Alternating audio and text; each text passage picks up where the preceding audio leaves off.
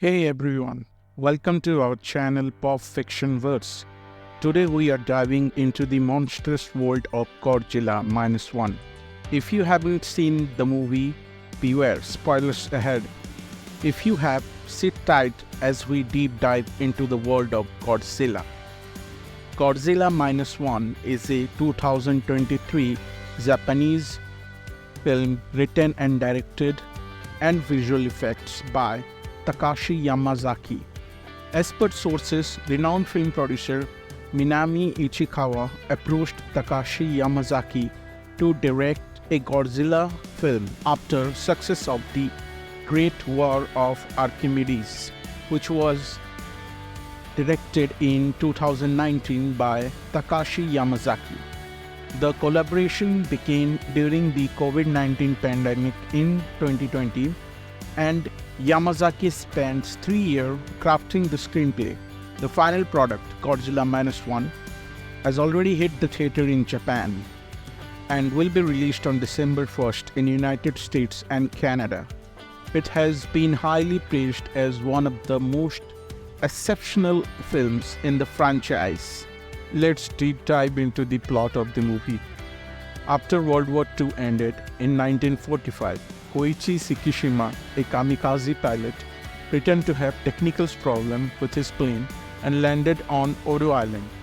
At night, a dinosaur-like creature named Godzilla emerged and attacked the island, killing everyone except for Koichi and the lead mechanic Susaku Tachibana. Now, 2 years later, Koichi returned to Tokyo, but he was still haunted by survivor's guilt. He had started a relationship with Noriko Oishi, and together they adopted a child whose parents were lost in the bombing of Tokyo. Godzilla was mutated by the United States Operation Crossroads nuclear test at Bikini Atoll, and it destroyed several US warships before heading toward Japan. The United States refused to aid Japan due to the tensions with the USSR. Koichi met scientist Kenji Noda while working aboard as a minesweeper called the Shinsei Maru. The minesweeper crew were tasked with stopping Godzilla's approach to Japan. They released a mine into Godzilla's mouth and detonated it, but Godzilla regenerated from its injury. Heavy cruiser Takao then arrived and engaged Godzilla but was destroyed when it unleashed its atomic breath. Koichi confided in Noriko about the attack, expressing his survivor's guilt to her.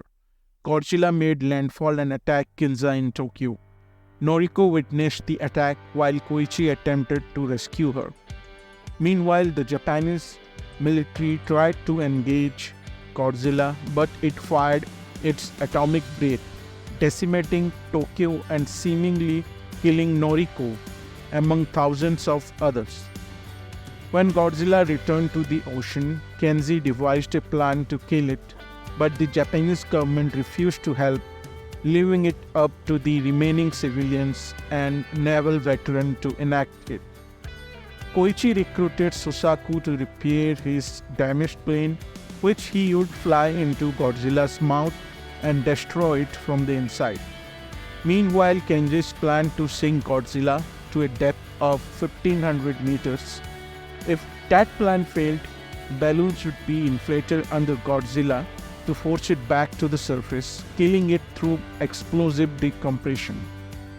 Godzilla was dragged down to 1500 meters but managed to survive. The balloons were activated, forcing Godzilla up to 800 meters, but it managed to break free. 2 ships tried to haul Godzilla to the surface, but they didn't have enough power. A fleet of tugboats lent their assistance and Godzilla was brought to the surface, injuring but not killing it. Enraged, Godzilla prepared to destroy all the ships with its atomic breath.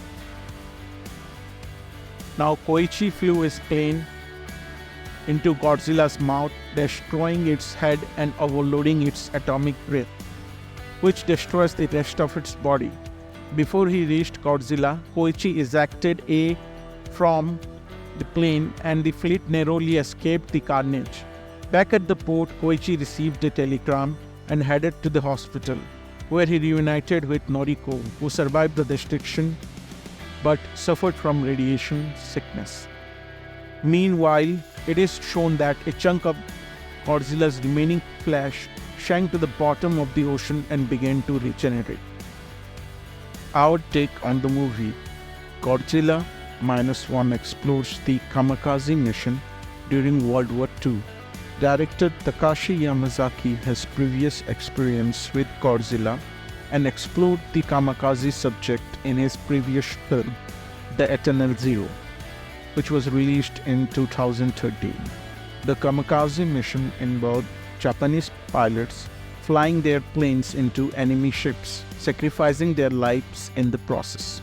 The movie depicts war as tragic and emphasizes optimism in overcoming trauma and building a brighter future. The movie does not glorify war, but shows the common people bearing the cost of war. Godzilla appears early in the movie, providing meaningful screen time and setting up the protagonist's character arc. The film takes place in post-World War II Tokyo, depicting the aftermath of Allied firebombing and the devastation of the city. The portrayal of Tokyo in ruins is an important historical representation. The movie has impressive water scenes and a traditional Godzilla design. The close-ups of Godzilla look like a prop, not CGI. The Godzilla battle scene with Japanese cruiser is visually impressive. Godzilla Minus One is a well-paced movie that appeals to all goers. The movie maintains a grounded and realistic tone, except for the presence of the giant monster. Some scenes in the movie have noticeable CGI issue, like snow and smoke effects. The movie has the most well-written characters. Some Godzilla movie lovers will say Godzilla Minus One is one of the greatest Godzilla movies ever. The film reminds us of the importance of hope, unity, and resilience, even in the face of unimaginable destruction. Godzilla Minus One stands as a testament to the enduring legacy of the franchise and its ability to captivate audiences across generations. We are going for a solid 4-star rating for the movie. So guys, that's a wrap for our spoiler review of Godzilla Minus One. What are your thoughts on the film? Let us know in the comments below. Don't forget to like, share and subscribe for more epic reviews. Until next time, keep it monstrous.